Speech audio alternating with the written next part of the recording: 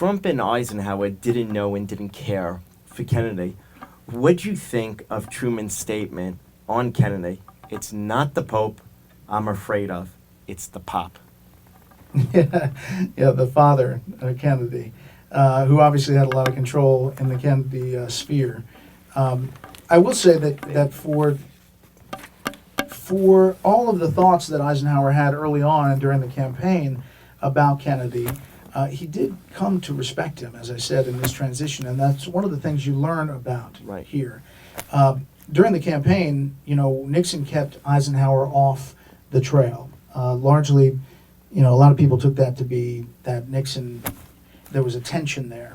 Eisenhower describes it that he brought Dick Nixon in before he was going to run and said, do you want to run as a cabinet officer to own something, like some accomplishment to jump off of to run for president?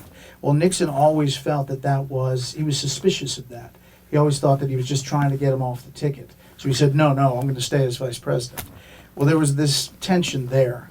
So he wanted to be his own man. So Nixon keeps him off the trail, Eisenhower. Nixon said he did it because of Eisenhower's health. That's in question. But he keeps him off the trail until the final couple of weeks, where it's really close. And Eisenhower hits the trail and he has huge approval. And he sees signs that say, I like Ike, but I'm voting for Jack.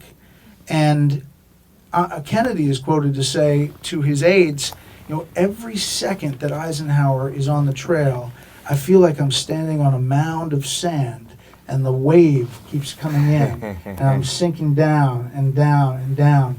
And frankly, a lot of people thought that had Eisenhower either been out earlier or they had another 2 weeks in that election, that Dick Nixon could have pulled out that election because they believed that Eisenhower was having that kind of effect on the trail.